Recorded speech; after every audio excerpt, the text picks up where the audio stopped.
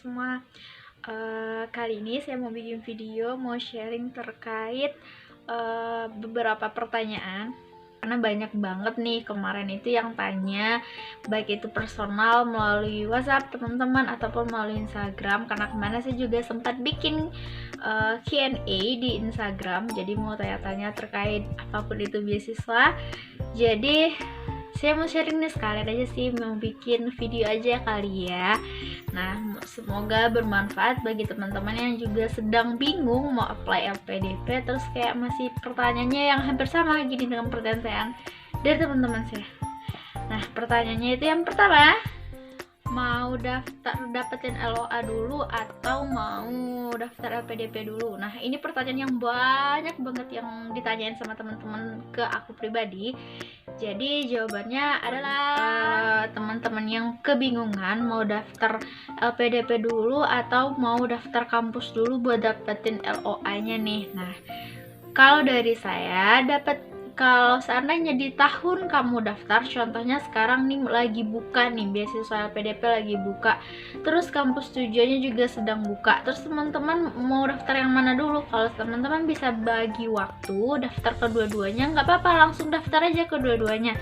Seandainya kampusnya sedang buka tapi LPDP-nya nggak buka, ya daftar aja kampusnya buat dapetin LOA-nya. Nah, kalau teman-teman udah dapat LOA dan kemungkinan besar tidak bisa mengejar untuk ikut LPDP dulu di tahun itu gitu. Jadi teman-teman langsung urus diver. Jadi urus diver ke pihak kampus, yaitu penundaan registrasi. Nah, ingat ya, diver itu beda sama cuti. Kalau cuti kita udah punya NIM, kita udah registrasi, kita udah tercatat sebagai mahasiswa di kampus itu, terus kita ngurusin cuti kayak mau ngurus beasiswa atau ada hal lain, lulus PNS contohnya atau apapun itu gitu. Nah, itu cuti. Kalau diver, kita belum jadi mahasiswa di kampus itu, kita hanya lolos pendaftaran, belum registrasi. Nah, kalau seandainya teman-teman udah registrasi, itu udah nggak bisa daftar LPDP karena kita nggak boleh menjadi mahasiswa ongoing untuk daftar LPDP. Jadi teman-teman harus diver dulu. Diver kita belum punya NIM, status kita masih CAMABA, calon mahasiswa baru di kampus itu. Nah, jadi teman-teman udah dapat surat diver, diurus ke pihak kampusnya, biasanya ke pihak akademik. Sekarang sih kayaknya masih bisa online ataupun offline gitu ya. Jadi udah dapat surat diver, kita udah aman, kita bisa diver 1 tahun atau 1 semester. Lanjut deh daftar LPDP. Seandainya bulan depan, berapa bulan lagi LPDP buka, baru deh daftar LPDP. Nah, keuntungan kita udah punya LOA adalah kita bisa, kalau yang di tahun sebelumnya itu teman-teman hanya sekedar punya nilai plus gitu. Jadi bukan berarti yang punya LOA itu pasti lulus, enggak juga. Ada yang enggak lulus padahal dia udah punya LOA. Ada yang lulus tapi dia belum punya LOA. Jadi kalau sebelumnya itu LOA itu enggak sebagai pertimbangan kelulusan gitu, hanya dapat poin plus. Oh, anak ini, mahasiswa ini udah yakin nih keterima, jadi udah LPDP udah nggak pusing lagi dia kampusnya mana apa segala macam, udah kayak ada pegangan tersendiri gitu sama kita. Nah, kalau tahun yang sekarang, kalau kita udah dapat LOA, kita nge-skip satu step gitu, jadi kayak nggak ikut satu seleksinya karena kita udah dijamin dapat kampusnya gitu. Oh iya, bagi teman-teman yang belum tahu apa itu LOA, karena tadi udah bahas LOA juga.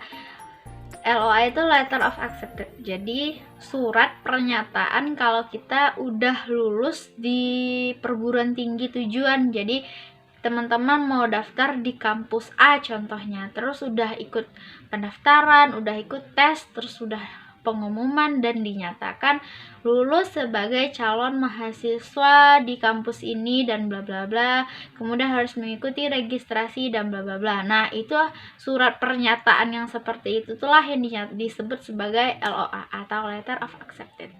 Jadi surat pernyataan itu fungsinya untuk pihak LPDP adalah meyakinkan mereka atau bukti administrasi bagi mereka bahwa kita udah lulus atau keterima di kampus yang kita tuju. Nah, ingat ya, kampus yang kita tuju itu harus tercatat pada kampus yang memang disetujui oleh pihak LPDP.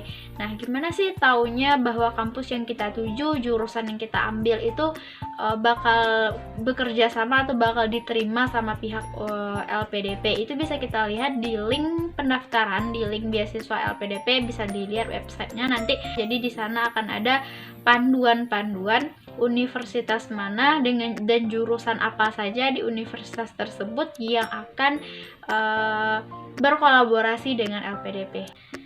Nah, seandainya kalau kita daftar tanpa LOA itu gimana ya?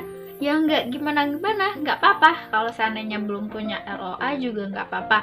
Saya kemarin juga daftar itu tanpa LOA karena pengumuman kelulusan dari kampusnya itu bertepatan dengan hari terakhir ditutupnya pendaftaran beasiswa LPDP.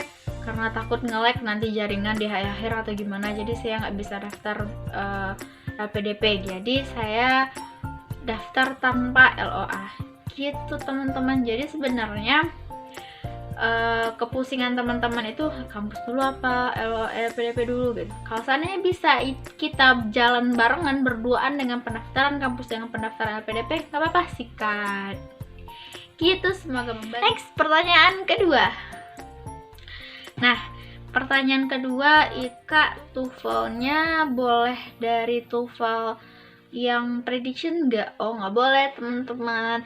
Untuk pendaftaran beasiswa LPDP, TOEFL-nya harus TOEFL ITP atau IELTS. Jadi memang sertifikat itu bakalan dicek sama pihak LPDP benar atau enggak gitu. Jadi nggak bisa memalsukan sertifikat atau pakai sertifikat orang ganti ke nama kita, itu nggak bisa. Kalau seandainya kita ketahuan sama pihak LPDP melakukan kecurangan seperti itu, kita bakalan dapat sanksi. Kalau nggak salah sanksinya kita bakal di blacklist. Di tahun itu juga nggak bisa daftar selama 2 periode pembukaan LPDP, kita nggak bisa daftar gitu. Jadi nggak usah berani-berani, nggak usah coba-coba sama kecurangan. Jalanin aja usaha semaksimal mungkin, semaksimal mungkin gitu. Jadi nggak usah pakai acara kecurangan, baik itu TOEFL, baik itu di sertifikat atau piagam penghargaan, nggak usah gitu. Nanti kalau sampai ketahuan itu yang akan rugi juga kita yang ngelakuinnya gitu. Jadi semangat. Oke. Gitu teman-teman, semoga bermanfaat. Dadah. Video dari saya, doakan semoga saya komitmen dan konsisten untuk melanjutkan video ini. Jika ada pertanyaan ataupun keraguan, jadi kalau saya ada pertanyaan tentang beasiswa boleh, tentang wawancara atau bagaimana nantinya, boleh teman-teman tanya di kolom komentar. Dan semoga saya akan melanjutkan video ini secara terus-menerus. Terima kasih semua.